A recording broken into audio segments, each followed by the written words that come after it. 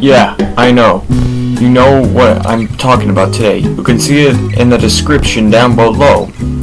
North America with the Mediterranean Sea, folks.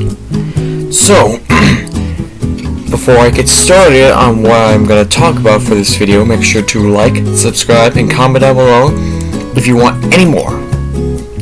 So the idea of the Mediterranean Sea, or some straight line of water, comes from European settlers and whatnot who knew that there was more land across the ocean, thinking that there would be so much more land, so much more things. Like, what if there was a line of water that could easily get to Asia, or an ancient lost city of gold?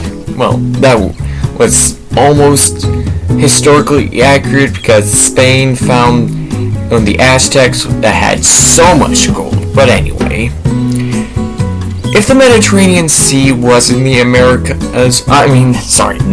America, that would change a lot. The European empires, specifically France, Britain, and Spain, could take so much and inflict so much death and destruction. Spain still getting South America, Central America, and parts of North America, could have so much territorial control over the North American Mediterranean Sea.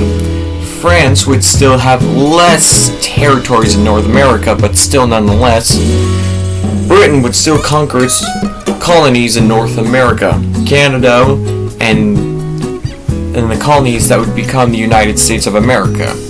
France and Spain would still lose to Britain in the French and Indian Wars and whatnot, and making Britain the most powerful nation on the planet, with controlling the North American Mediterranean Sea. Just to make things simpler, I'll just call it the North American Sea. With Britain being the most powerful nation on the earth and controlling the North American Sea, things could play out differently, but like the American Revolution, maybe, since they would have naval superiority not just in the Atlantic but in the the North American Sea, they could easily take out the American rebellions. But France would still help nonetheless with navy problems, since America at the time did not have a navy. Eventually, Britain would still lose and America would still be formed. Now, America needs a navy because they are unable to control the North American Sea, because Britain still has naval presence there.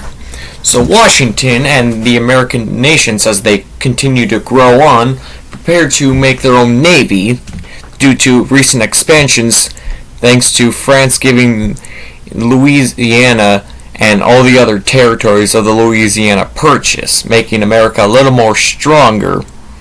Eventually, the War of 1812, or known as the Forgotten War, happens, and plays out a little differently, as America now, in this alternative timeline, has a navy and inflicts more damage to the British than they did in our timeline. And America, yes, still wins, but doesn't get all the territories the people want. And eventually a straight line between Canada and America happens. The Mexican-American War does happen, and of course Mexico loses some of its northern lands. California, what remains of Texas because of the North American Sea, of course, and so on and so forth. But the Civil War is a little more interesting. America is divided up between the Union and the Confederates. Confederates still lose, even though they might have a navy presence, but still lose nonetheless, probably because they have less territories than they do in our timeline. And simply because the Union is also more industrialized because they have more land. With America eventually becoming a global superpower, stronger than the other European powers, and now controlling the entire North American Sea, of course.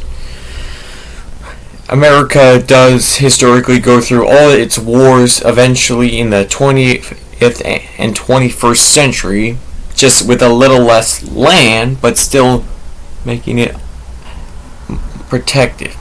I'm gonna make sure to subscribe, like, and comment down below if you want any more.